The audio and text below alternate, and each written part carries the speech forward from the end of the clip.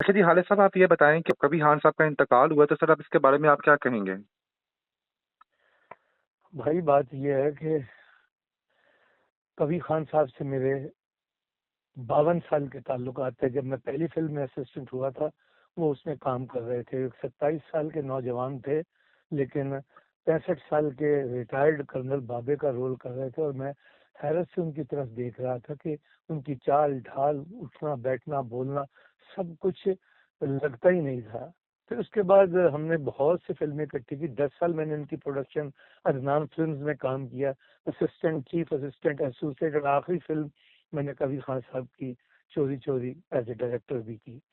कबीर साहब के सिर्फ मेरे स्टूडियो के ही ताल्लुकात नहीं थे, हमने थिएटर भी इकट्ठे किए, टेलीविजन भी किया। मेरे सारे बच्चे जो हैं वो उनके हाथों से ब्याहे गए हैं और वो इस कदर दयानतदार शख्स थे कि मैं बयान नहीं कर सकता कि पूरी जिंदगी में मैंने उनको किसी के खिलाफ गीबत करते हुए या किसी किसी के साथ नाराज होते हुए या शाउट करते हुए मैंने नहीं देखा। 52 साल, निस्फ सदी, बिल्कुल। निस्फ सदी से मैं सो हम तो एक दूसरे से इन टच भी थे। अदनान हमारे हाथों में पैदा हुआ और उसी के नाम पे ये अदनान फिल्म रखी गई। मैं जब भी वो मिलता था मैं यही कहता था, छोटे मालिक कैसे हैं आप, तो वो शर्मा वाह। जाया करता था। अब वो माशाल्लाह दाढ़ी उसकी सफेद हो गई है। छोटा मेहरान जो है वो भी हमारी गोदों में पला है। तो मेरे लिए तो वो बाप भी थे, दोस्त भी थे, भाई भी थे, साथी भी थे। मेरे आइकॉन थे। मैं उन्हीं को देखते हुए पूरी जिंदगी गुजारता चला आया हूँ। तो जो ये लॉस हुआ है, ये ये इसलिए नहीं पूरा हो सकेगा कि एक अहद जो है उसका खात्मा हुआ है। बिल्कुल सर, अब बिल्कुल। दुनिया में दोबारा कम से कम मेरी जिंदगी में तो ऐसा इंसान नुमा फरिश्ता और फरिश्ता नुमा इंसान दोबारा नहीं आ जी, पाएगा। खालिद साहब पर्दे पर तो जो कवि साहब थे बड़े बारडौर शख्सियत नजर आते थे। उनकी डायलॉग जो डिलीवरी जो होती थी किसी भी किरदार में होते तो उसमें वो जनाब वो ऐसी परफॉर्मेंस करते थे, देखने वाला जो है वो हैरान रह जाता था। लेकिन पसे पर्दा वो सर वो कैसे थे? क्या वो वैसे ही वो गुस्से वाले थे, रोब वाले थे, या उनकी जो आवाज में, उनकी गुफ्तगू में एक अजीब किस्म की कोई चीज थी? जरा बताएं हमारे नाज़रीन को। जी, असल में खिलाड़ी जो है वो ग्राउंड में और पहलवान जो है वो अखाड़े में नजर आता है। वो अपने घर वालों पे तो अपनी ताकत का मुजाहरा नहीं करता रहता। वो तो इतने सॉफ्ट थे। वो तो अरे खालिद यार तुम ऐसा करो, घर आ जाओ, वो थोड़ी सी इतने प्यार से बोलते थे, इतने सॉफ्ट बोलते थे कि कहीं हवा भी उनकी बातों से जख्मी ना हो जाए। पाँव तो वो इस कदर धीमे लहजे में बात करते, पाँव इतने ठहर ठहर के और आराम से रखते थे कि कहीं जमीन को भी तकलीफ ना हो। तो वो घर में कहाँ उन्होंने लड़ना झगड़ना या शाउट करना। अब आप देखिए ना कि सबसे बड़ी बात यह है कि एक ही शरीक हयात के साथ उन्होंने पूरी वाह, जिंदगी क्या गुजारी है। बात कभी है। उनका कोई कोई स्कैंडल नहीं है, उनका कोई कुछ नहीं है। अमेरिका प्ले करने के लिए गए हम 90 में। मैं उन सारी चीजों का इंचार्ज मुझे बनाया होता था, 2 महीने रहे हैं। हमेशा इंसान का सफर में पता चलता है। तो बेशक सर। सफर में तो मैंने उनके साथ इतने सफर किए हैं, इतने उनके साथ उनके, तो मैंने उनको हमेशा यही माफ कर देने वाला, इग्नोर कर देने वाला और प्यार मोहब्बत करने वाला शख्स ही पाया है।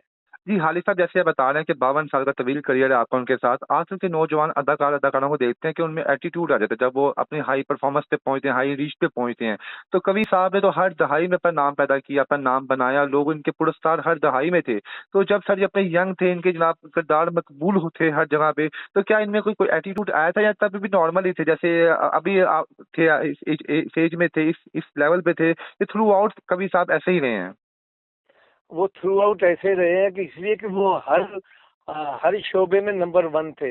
वो एक्टरों के कायदे आजम थे। पीटीवी 26 नवंबर 1964 को जो पहला ड्रामा हुआ उसके वो हीरो थे। अलहमरा में जो उस वक्त आर्ट्स काउंसिल में ड्रामे होते थे उसके वो हीरो थे और सबसे ज्यादा मुआवजा उनका होता था या मसूद अख्तर साहब का होता था। तो बात यह है कि फिल्म में आए हैं तो उन्होंने ऐसे ऐसे कैरेक्टर किए हैं कि मोहम्मद अली साहब हो, शाहिद साहब हो, नदीम साहब हो, वहीद मुराद साहब हो, सारे के सारे उनकी याददाश्त, उनका फुटवर्क, उनके एक्सप्रेशन, आवाज के उतार चढ़ाव के जज्बा थे। और कभी किसी के साथ कोई झगड़ा नहीं, कभी किसी ने, जब उन्होंने अपना दफ्तर एवर स्टूडियो में लिया तो यूं लगता था कि ये रिकॉर्डिंग रूम है। दुनिया का हर आदमी वहां आके आराम से बैठता था, खाना भी खाता था, चाय भी पीता था। और खास तौर पे पाकिस्तान टेलीविजन और आर्ट्स काउंसिल के वो एक्टर जो फिल्मों में आना चाहते थे, उनके लिए तो वो एक जन्नत का बसेरा था। कबीर खान साहब का दफ्तर एवेन्यू की नुक्कड़ पे एंड पे वो दफ्तर होता था। उस्मान पीरज़ा साहब वहाँ बैठते थे, सलीम नासिर साहब वहाँ बैठते थे, इलियास नजम साहब वहाँ बैठते थे, अनवर अली साहब वहाँ बैठते थे, मियां आजम साहब, मैं किस किस का नाम लूं बिल्कुल भाई।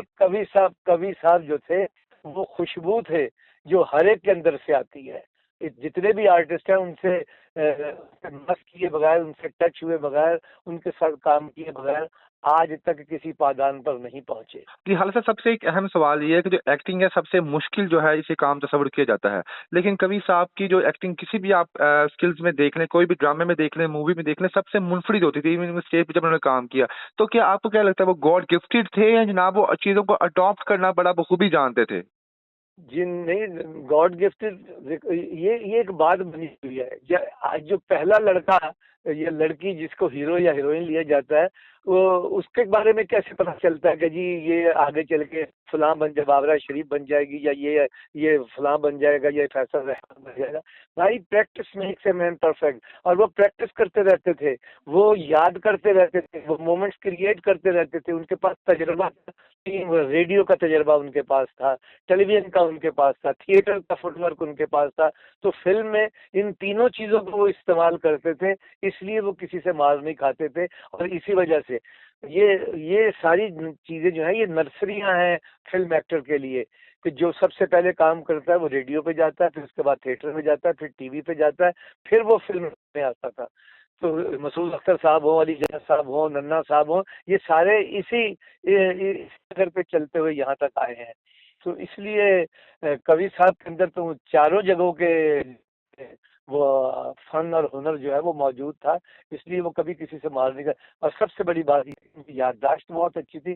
दो दो तीन तीन सफ़े, चार चार सफ़े ये उनको लेने के बाद तो डायरेक्टर को और आसान हो जाता था। बगैर 10 शॉट लेने के वो एक शॉट में पूरा सीन जो है वो फिल्मा दिया करते थे, और उनका टाइम भी बचता था और उसका एक तासुर भी बनता था। अच्छा हालिद साहब, पिछले 5 साल और अब उठा कर देख ले तो माशाल्लाह कबीर साहब हमें हर ड्रामे में नजर आते हैं किसी ना किसी रोल में। तो क्या डायरेक्टर्स की, ये प्रोड्यूसर्स की जनाब इनको मोहब्बत थी कि कबीर साहब को हर ड्रामे में कास्ट करते थे, या कबीर साहब को खुद अपने काम से मोहब्बत थी कि इस स्टेज में भी जनाब वो अपने आप को बिजी रखना चाहते थे? लाहौर में काम नहीं था और वो काफी से 8-9 सालों से कराची में जाके उन्होंने अपने आप को बिजी रखने के लिए, खुश रखने के लिए, चलता फिरता रखने के लिए वहाँ एक गेस्ट हाउस में कमरा मंथली बेसिस पे लिया हुआ था। जब कवि साहब जैसा बंदा वहाँ मौजूद मिलेगा तो हर ड्रामे में तो नहीं आ सकते ना वो, क्योंकि एक दिन में एक ड्रामे की शूट होती है, बेशुमार ड्रामे की है, लेकिन हर ड्रामे में तो नहीं हो सकते। तो वो उनके वहाँ रहने की वजह से था। लाहौर में तो काम ही नहीं, सारी की सारी इंडस्ट्री जो है वो माइग्रेट करके कराची चली गई थी। जो जो कराची गया है वो उसने ज्यादा काम किया, वो लाहौर में होते तो शायद इतना काम ना कर पाते। हालिद साहब, आखिरी दफा आपकी बात कब, जब मुलाकात कब हुई है कबीर साहब के साथ? आखिरी दफा ये मैं पंजाब नहीं जाऊंगा, ये क्या मैं लंदन नहीं जाऊंगा, उस सेट पे मैंने मुलाकात हुई है। और उसके बाद टेलीफोन पे उनको तो दुनिया के किसी में भी कोई काम होता था वो मुझे फोन करते थे, फलां का नंबर क्या है खालिद। खालिद वो इवन के उन्होंने 11 फिल्में प्रोड्यूस की हैं बेटा, 10 फिल्में रिलीज हुई हैं, एक आज तक सेंसर में फंसी है, उसका नाम और निशान खत्म हो गया हुआ है। उनको बाज़ औक़ात फिल्म का नाम भी याद नहीं था, मुझसे पूछते थे यार वो जो मैंने से डायरेक्ट करवाई थी वो क्या नाम था उसका फिल्म का। फिर मैं कहता था हाँ साहब एक सितम और सही। वो तो ऐसे वाह। सीधे साधे और इस कदर प्यार करने वाले बंदे थे कि मैं बयान नहीं कर और सकता। खालिद साहब, आखिरी क्वेश्चन, जो हमारे नौजवान आज के फनकार हैं, क्या उन्होंने कबीर साहब से वो चीज सीखी जो कबीर साहब के अंदर थी, या जो कबीर साहब ने उन्हें अपना ट्रांसफर किया उन्हें स्किल्स? जो अपने बाप का नहीं उनसे नहीं सीखते, उन्होंने कवि साहब से क्या सीखना था।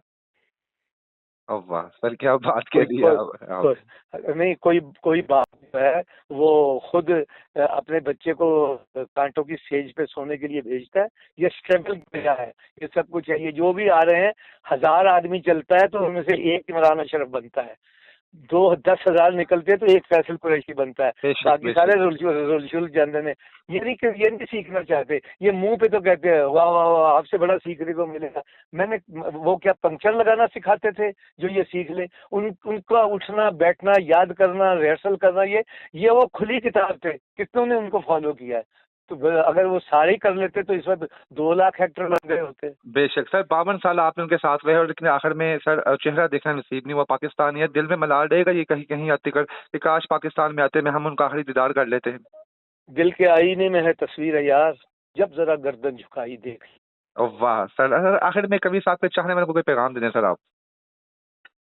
वो जब जब उनका ड्रामा लगेगा, जब जब उनकी फिल्म देखेंगे, वो खुद उनको याद करेंगे, इसलिए कि वो ऐसी चीज है जिसकी याद जहन से ओझल हो ही नहीं सकती। Thank you sir, most thank you. Okay, Allah Hafiz.